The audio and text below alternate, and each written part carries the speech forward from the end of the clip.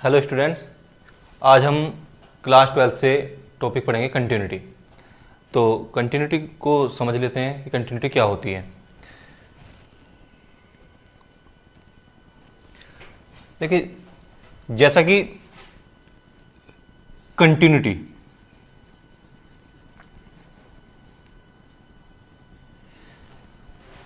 जैसा कि नाम से पता चल रहा है, कंटिन्यूटी यानी जिस चीज में कंटिन्यू लगातार जो चीज चल रही रहती है। जैसे मान लीजिए हमने कोई फंक्शन लिया y is equal to F x is any function, और सपोज इस फंक्शन का ग्राफ ये है, तो हम देख सकते हैं कि ये ग्राफ है, ये मान लीजिए मैंने यहां से ये इन दो पॉइंट्स ए और बी, ये एक्स एक्सिस है, ये वाई एक्सिस, ये ओरिजिन, ये इन दो पॉइंट्स ए और बी के बीच में डिफाइंड है।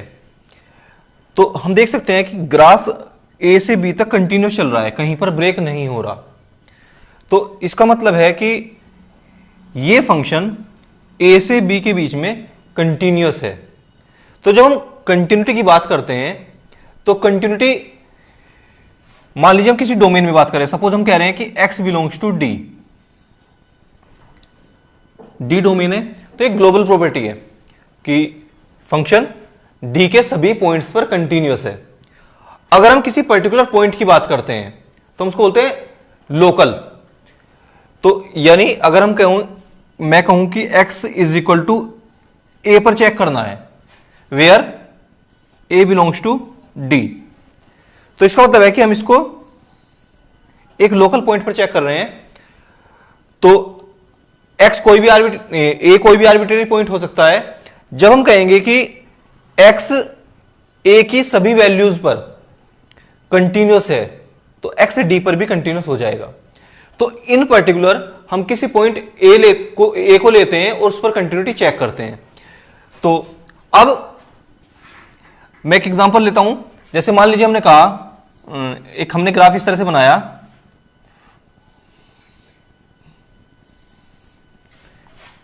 ये कोई फंक्शन है जो इस तरह से डिफाइंड है, ये ओरिजिन हो गया, ये एक्स एक्सिस, ये वाई एक्सिस। अब अगर हम देखें, मान लीजिए ये तो 0 0 होता है, ये सपोज -1 है। तो अगर हम देखें कि ये मैं +1 मान लेता हूं, -1 to +1 ये फंक्शन डिफाइंड है। अब अगर हम देखें तो 0 से -1 के बीच में ये ग्राफ ब्रेक हो रहा है, क्योंकि -1 पे स्ट्रेट लाइन है और यहां पर ये कर्व है, ये कर्व है और ये स्ट्रेट लाइन है। तो यहां पर ये ब्रेक हो रहा है, यानी ये इसमें -1 to 0 के बीच में कंटिन्यूस नहीं है। तो इसी तरह से अगर हमें कंटिन्यूटी चेक करनी है तो हम देखते हैं कि जिस पॉइंट पर हम कंटिन्यूटी चेक कर रहे हैं उस पॉइंट पर फंक्शन का ग्राफ ब्रेक ना हो, और यदि उस पॉइंट पर फंक्शन का ग्राफ ब्रेक होता है तो फंक्शन कंटिन्यूस नहीं होता। अब इसको किस तरह से हम डिफाइन करेंगे वो समझ लेते हैं। मान लीजिए y is equal to F X, be any function defined in D, and we have to check continuity of fx at x equal to a। a पर हमें कंटिन्यूटी चेक करनी है, तो हम इसको डिफाइन करते हैं कि fx is continuous at x is equal to a if and only if first. इसमें 3 कंडीशंस होती हैं। पहली, जिस पॉइंट पर हम फंक्शन की कंटिन्यूटी चेक कर रहे हैं उस पॉइंट पर फंक्शन डिफाइंड हो। डिफाइन का मतलब है कि उस पॉइंट पर फंक्शन की वैल्यू एग्जिस्ट करे, मिल जाए हमें। तो हम कहते हैं f x is defined at x is equal to a. उस पॉइंट पर फंक्शन डिफाइंड होना चाहिए। Second condition, limit x tends to a f x exists. उस पॉइंट पर फंक्शन की लिमिट एग्जिस्ट करे। And third condition, limit x tends to a fx is equal to fa। और जो लिमिट आती है वो उस पॉइंट पर फंक्शन की वैल्यू के इक्वल हो। जब ये तीनों कंडीशन सेटिस्फाई होती हैं तब हम कहते हैं कि फंक्शन उस पॉइंट पर कंटिन्यूअस होगा। अब इस चीज को हम थोड़ा ग्राफ से समझ लेते हैं। देखिए, ये हमने एक ग्राफ लिया है y is equal to fx और हमने इसको a से b के बीच में डिफाइन किया है। अब अगर हम देखें x is equal to a पर फंक्शन की वैल्यू क्या है, fa। c कोई पॉइंट है बीच में, fc हो गई, और ये b पर वैल्यू fb हो गई। c कोई आर्बिट्रेरी पॉइंट लिया हमने a और b के बीच में, मान लीजिए हम इस c पर वैल्यू चेक कर रहे हैं। तो अब हम देखें, हम इस a के, चूंकि हम लिमिट की बात कर रहे हैं, लिमिट में क्या होता है, हम किसी भी पॉइंट पर जिस पर लिमिट चेक कर रहे हैं उसके हम आर्बिट्रेरी क्लोज जाते हैं, उसके किसी आर्बिट्रेरी नेबरहुड में देखते हैं कि फंक्शन की वैल्यू में डिफरेंस नेग्लिजिबल हो। नेग्लिजिबल का मतलब तभी हम कहते हैं कि जो, इसको इस तरह से लिखते हैं fx minus l less than epsilon. तब हम कहते हैं ना कि लिमिट l है fx की किसी पॉइंट a पर, when ever x minus a less than delta. तो ये लिमिट की डेफिनेशन होती है। तो हम चूंकि उसके पॉइंट के आर्बिट्रेरी क्लोज जाते हैं तब हम कहते हैं कि जो डिफरेंस है वो नेग्लिजिबल होगा, या कहें कि आर्बिट्रेरी स्मॉल होगा। अब अगर हम इस ग्राफ की बात करें, ये हमने सिंपल किसी पॉइंट के लिए बताया है। जब हम कंटिन्यूटी की बात करते हैं तो हम जनरली इस तरह से लिखते हैं कि fx minus fa less than epsilon when ever x minus a less than delta. इसका मतलब क्या है, देखो ये समझते हैं हम। जिस पॉइंट पर हम कंटिन्यूटी चेक कर रहे हैं, मान लीजिए हम c पे चेक कर रहे हैं, ठीक है। अब c के नेबरहुड में कोई पॉइंट लिया, हम जितना इसके क्लोज जाएंगे हम फंक्शन की वैल्यू के उतने क्लोज जाएंगे। मैं समझाता हूं। मान लीजिए मैं यहां पर चेक कर रहा हूं, देखिए, तो यहां पर मैं चेक कर रहा हूं, तो देखिए, तो सी के क्लोज जा रहा हूं तो मैं एफ सी के क्लोज पहुंच रहा हूं। इसी तरह से मान लीजिए मैं यहां पे और क्लोज जाता हूं इसके,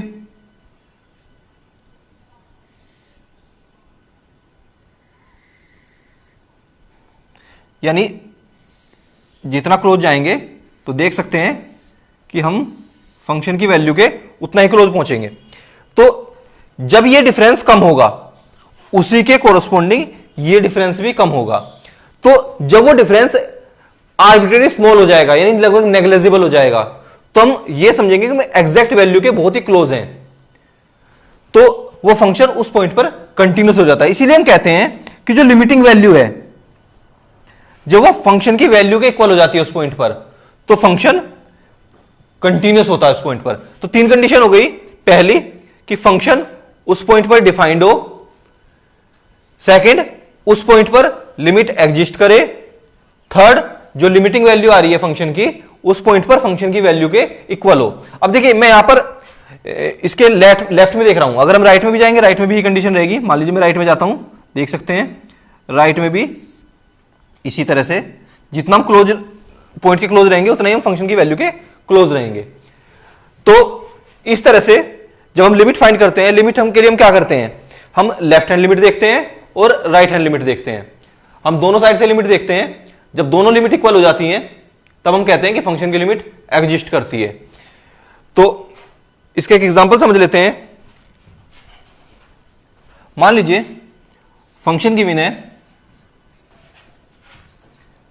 एक्स स्क्वायर माइनस 1। हमें चेक करना है एक्स इक्वल टू 1 पर फंक्शन कंटिन्यूअस है या नहीं है।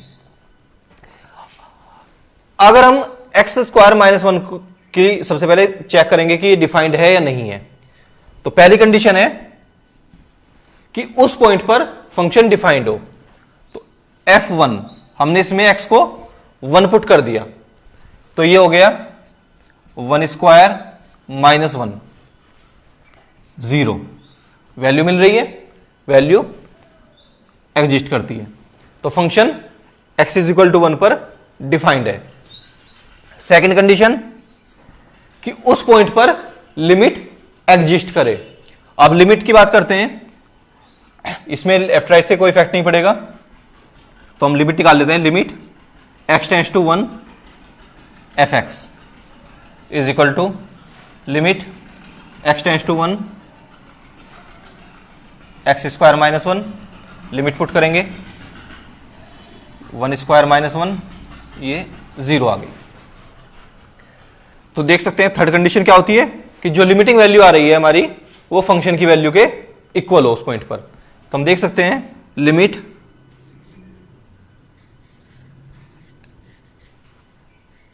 x टेंड्स टू 1 fx, ये 0 है और यही x इक्वल टू 1 पर फंक्शन की वैल्यू के इक्वल है। तो हमारी तीनों कंडीशन सेटिस्फाई हो रही हैं। फर्स्ट, उस पॉइंट पर फंक्शन डिफाइंड है। सेकंड, उस पॉइंट पर लिमिट एग्जिस्ट करती है, 0 के इक्वल है। थर्ड, कि जो लिमिट आ रही है वो उस पॉइंट पर फंक्शन की वैल्यू के इक्वल है, तो फंक्शन कंटिन्यूअस होगा। This implies fx is continuous at x equals to 1। अब ये हमने डेफिनेशन से सोल्व किया है। अगर हम इस चीज को ग्राफिकली समझना चाहें तो हम समझ सकते हैं। देखिए,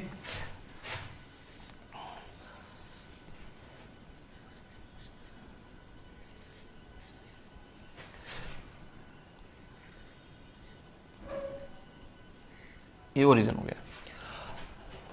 जो हमें कर दिया एक पैराबोला है, fx को हम y लिख सकते हैं, तो ये होता है y is equal to X square minus 1, 1 को इधर ले जाएंगे, X square is equal to ये y प्लस 1, ये X square is equal to 4ay form में है, इसको पुट करेंगे 0, तो y की वैल्यू क्या आ गई यहां से -1, तो यहां पे y -1 होता है, तो ये कुछ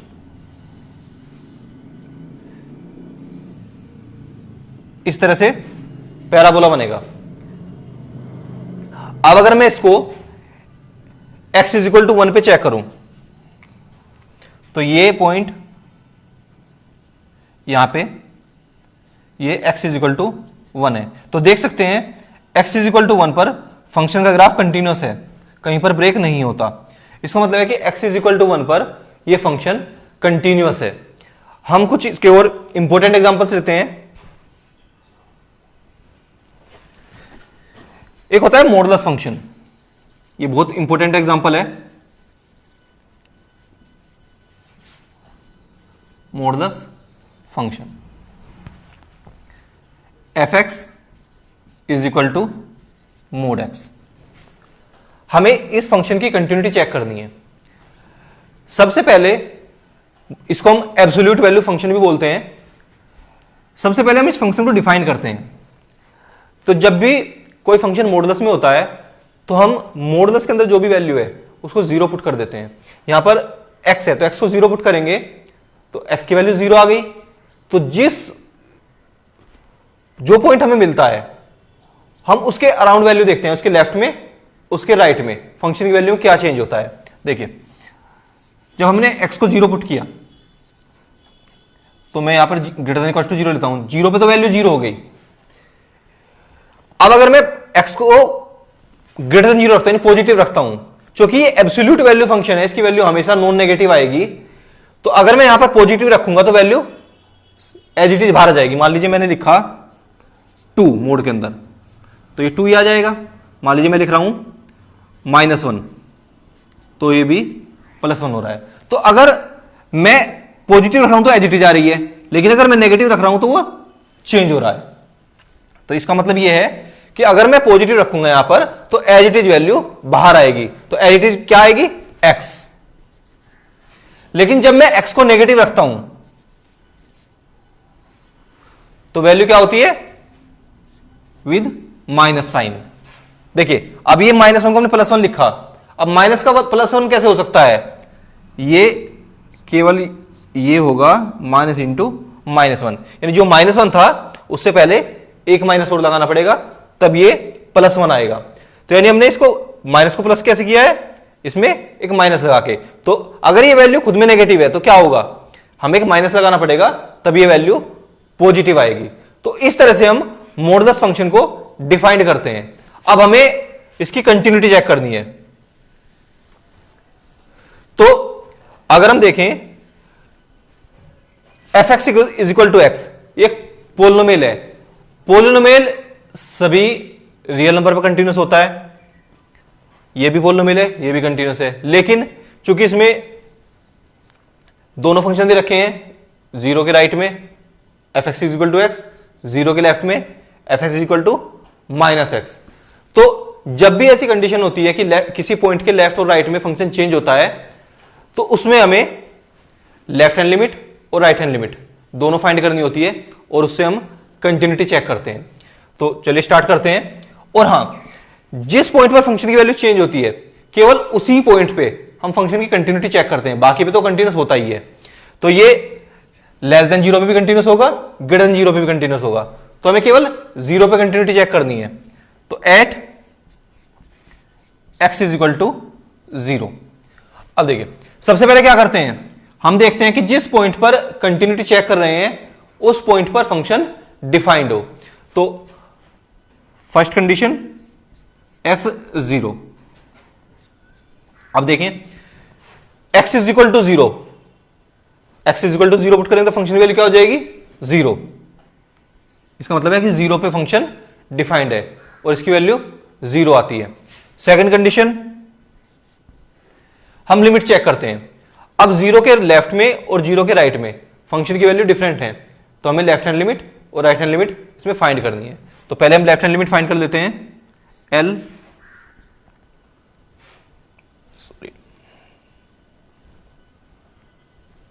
लेफ्ट हैंड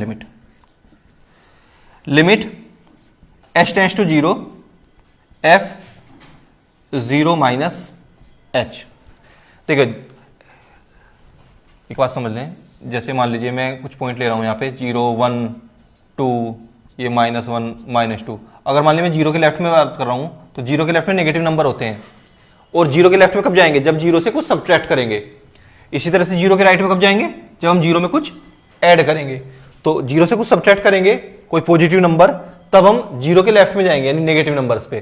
तो मैंने आर्बिट्रेरी स्मॉल पॉजिटिव नंबर दिया है, पॉजिटिव रियल नंबर h। तो 0 के लेफ्ट में हो गया लेफ्ट हैंड लिमिट। अब f ऑफ -h यानी ये नेगेटिव हो गया और नेगेटिव के लिए फंक्शन डिफाइंड है ये, तो वैल्यू हो जाएगी limit h tends to 0 minus of -h। अब लिमिट पुट करेंगे तो ये 0 हो जाएगा। इसी तरह से right hand limit h tends to 0 f0 plus h। 0 में कुछ ऐड करेंगे तब हम 0 के राइट में जाएंगे। तो लिमिट h टेंड्स टू 0, देखिए पॉजिटिव है h, तो पॉजिटिव के लिए f is equal to x, तो ये हो जाएगा h। लिमिट पुट करेंगे तो ये 0 आ गया। तो देख सकते हैं लेफ्ट हैंड लिमिट और राइट हैंड लिमिट इक्वल है। Left hand limit is equal to right hand limit. तो हम कह सकते हैं limit x tends to 0 fx is equal to 0। Limit exist करती है और 0 के इक्वल है। अब थर्ड कंडीशन क्या होती है कि जिस पॉइंट पर हम कंटिन्यूटी चेक कर रहे हैं उस पॉइंट पर लिमिटिंग वैल्यू उस पॉइंट पर फंक्शन की वैल्यू के इक्वल हो। तो third condition limit x tends to 0 fx is equal to 0, ये हमारी लिमिटिंग वैल्यू आई है। वो देख सकते हैं फंक्शन की वैल्यू क्या आती है उस पॉइंट पर 0। तो ये तीनों कंडीशन सेटिस्फाई हैं। इट मींस कि function x is equal to 0 पर कंटिन्यूअस है। This implies fx is equal to mod x is continuous at x is equal to 0। और हमने कहा है कि लेफ्ट और राइट में कंटिन्यूअस होगा, तो इसका मतलब ये फंक्शन अपने डोमेन में कंटिन्यूअस है। अगर हम इसी चीज को ग्राफ से समझें, देखिए जो मोड एक्स का ग्राफ होता है वो इस तरह से, सॉरी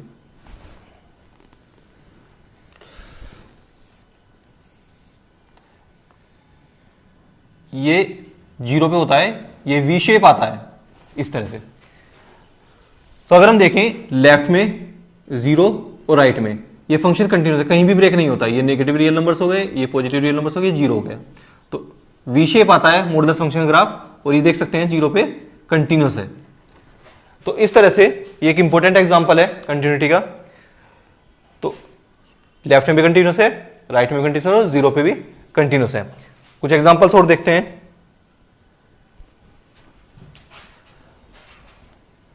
नेक्स्ट है greatest integer function.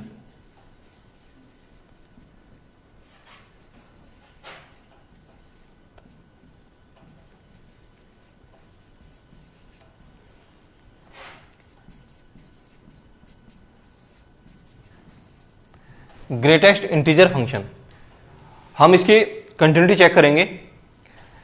Greatest integer function का मतलब क्या होता है? वैसे तो हम पढ़ चुके हैं 11th में लेकिन फिर भी एक बार थोड़ा समझ लेते हैं। ग्रेटेस्ट इंटीजर का मतलब होता है कि जब भी हम x की कोई वैल्यू पुट करते हैं, x की वैल्यू या तो कोई इंटीजर होगी या दो इंटीजर्स के बीच में लाई करेगी। मान लीजिए मैंने सपोज x की वैल्यू पुट की 3.2, ये नॉन इंटीग्रल वैल्यू है, लेकिन ये वैल्यू दो इंटीजर्स 3 और 4 के बीच में लाई करती है। मान लीजिए मैं सपोज √2 पुट करता हूं। √2 क्या होता है? 1.41 अप्रोक्स। तो ये क्या होता है? 1 और 2 के बीच में लाई करता है। या मान लीजिए मैं x को 5 पुट कर रहा हूं, तो ये एक इंटीग्रल वैल्यू होगी। तो इसका मतलब है कि x को हम कोई भी रियल नंबर पुट करते हैं तो या तो वो इंटीजर होगा या किन्हीं दो इंटीजर्स के बीच में लाई करेगा।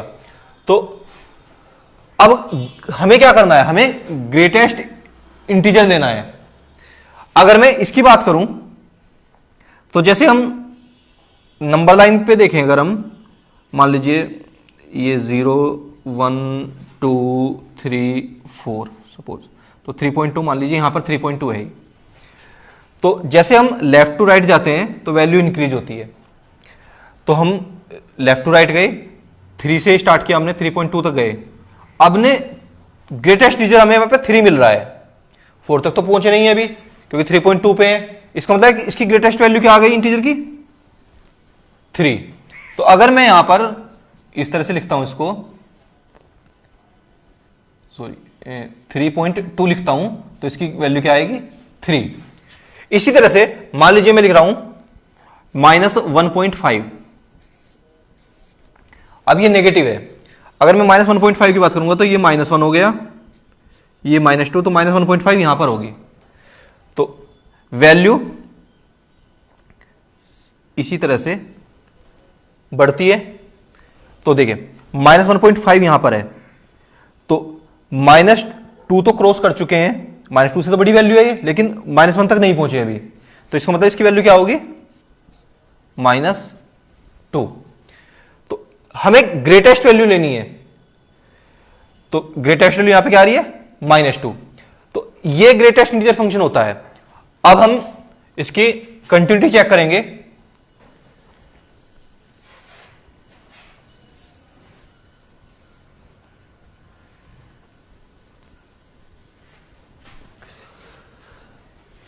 देखिए सबसे पहले इसको डिफाइन कर लेते हैं। x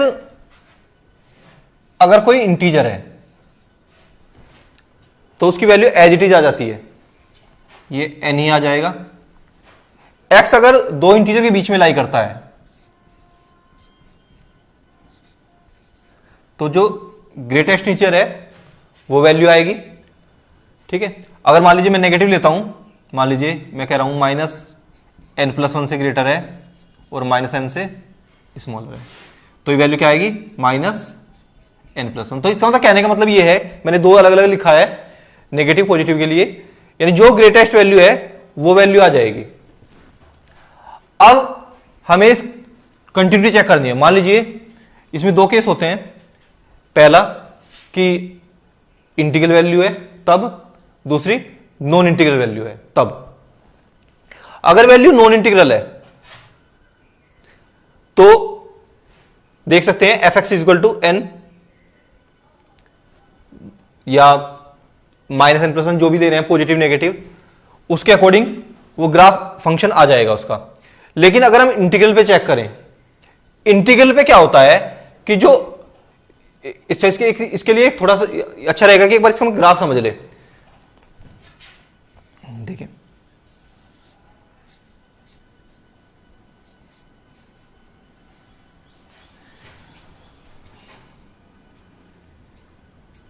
वन टू थ्री, ये -1 -2 -3। देखिए अगर जीरो तो इसका ग्राफ ये हो गया,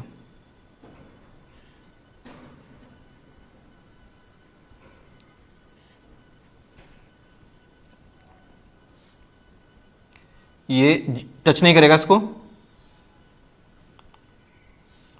ये इस तरह से इसका ग्राफ होता है, यानी स्टेयर टाइप, स्टेयर टाइप इसका ग्राफ होता है। तो हम देख सकते हैं कि जैसे अगर हम -3 से चलेंगे -2 तक, यहां पर हमें जंप करना पड़ेगा, यहां से चलेंगे यहां पे हमें जंप करना पड़ेगा, यहां से चलेंगे यहां से हमें जंप करना पड़ेगा, यहां से चलेंगे।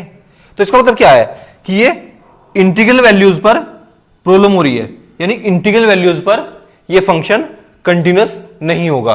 बाकी अगर हम देखें -3 और -2 के बीच में फंक्शन कंटिन्यूअस है, -2 यानी इंटीग्रल वैल्यूज के बीच में तो फंक्शन कंटिन्यूअस है, केवल इंटीग्रल वैल्यूज पे फंक्शन कंटिन्यूअस नहीं है। तो हम अब कंटिन्यूटी को इस तरह से भी समझ सकते हैं कि अगर हमें कोई फंक्शन कंटिन्यूअस देखना है तो अगर हम बिना पेन उठाए उसके पूरे डोमेन में यानी पूरे ग्राफ पर बिना पेन उठाए क्रॉस कर सकते हैं उस ग्राफ को पूरे को, तो फंक्शन कंटिन्यूअस होगा। अगर हमें कहीं पर पेन उठाना पड़ेगा तो वहां पर फंक्शन कंटिन्यूअस नहीं होगा। अगर मैं यहां पर देखूं, मैं ग्राफ पे चल रहा हूं, मुझे यहां पे जाने के लिए ग्राफ पे पेन उठाना पड़ेगा, तो इसके इस पॉइंट पे उठाना पड़ रहा है, -2 पर कंटिन्यूअस नहीं है, फिर चला, फिर यहां पे उठाना पड़ा, कंटिन्यूअस नहीं है, फिर 0 पे। तो इसका मतलब है कि अगर हम बिना पेन उठाए पूरा ग्राफ कवर कर लेते हैं तो फंक्शन कंटिन्यूअस है। अगर हमें किसी पॉइंट पर पेन उठाना पड़ता है तो फंक्शन कंटिन्यूअस नहीं है। तो इसी तरह से अब इसकी बात करते हैं, हमें इंटीग्रल वैल्यू पे चेक करते हैं, क्योंकि लेफ्ट में और राइट में फंक्शन की वैल्यू चेंज होगी। तो at x is equal to n, सबसे पहले फंक्शन उस पॉइंट पर डिफाइंड होना चाहिए। तो इंटीग्रल वैल्यू पे वैल्यू एज इट इज आ जाती है, तो फंक्शन की वैल्यू n हो जाएगी। अब हम लिमिट चेक करेंगे, ये फर्स्ट कंडीशन हो गई। सेकंड, मान लीजिए हमें लेफ्ट हैंड लिमिट चेक करनी है, इस पे limit h tends to 0 f n minus h, जब n से कुछ सब्ट्रैक्ट करेंगे तो n के लेफ्ट में जाएंगे। अब देखिए ये वैल्यू n से छोटी हो गई है, इसका मतलब n-1 और n के बीच में लाई करती है, तो फंक्शन की वैल्यू क्या आ जाएगी यहां पर, ये आ जाएगा लिमिट h टेंड्स टू 0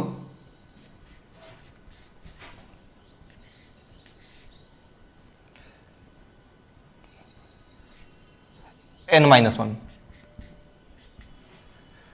तो ये आ गई n-1। अब राइट हैंड लिमिट निकालते हैं, राइट हैंड लिमिट। अब इसमें कुछ ऐड करेंगे, f n प्लस h। अब देखिए लिमिट h टेंड्स टू 0, जब हमने n में कुछ ऐड किया तो n से बड़ी वैल्यू हो गई। n से बड़ी वैल्यू का मतलब है कि वो n और n+1 के बीच में लाई करेगी, तो फंक्शन की वैल्यू क्या हो जाएगी n, क्योंकि n ग्रेटेस्ट इंटीजर मिल रहा है हमें, तो ये वैल्यू आ गई n। तो देख सकते हैं लेफ्ट हैंड लिमिट n-1 है, राइट हैंड लिमिट n है, तो left hand limit is not equal to right hand limit, so this implies limit x tends to n fx does not exist. Hence function is not continuous at x is equal to n. fx is equal to greatest integer function x is not continuous at x is equal to n. तो greatest integer function integral values पर continuous नहीं होता। तो आज हमने continuity का basic concept पढ़ा, continuity किसे कहते हैं, किस तरह से कंटिन्यूटी फाइंड करते हैं। तो उम्मीद है कि आपको कॉन्सेप्ट समझ में आ गया होगा। नेक्स्ट वीडियो में हम कुछ एग्जांपल्स और करेंगे और डिफरेंशिएबिलिटी के बारे में पढ़ेंगे। तो अगर वीडियो पसंद आया तो वीडियो को लाइक और शेयर करें और हमारे चैनल को सब्सक्राइब करें। Thank you.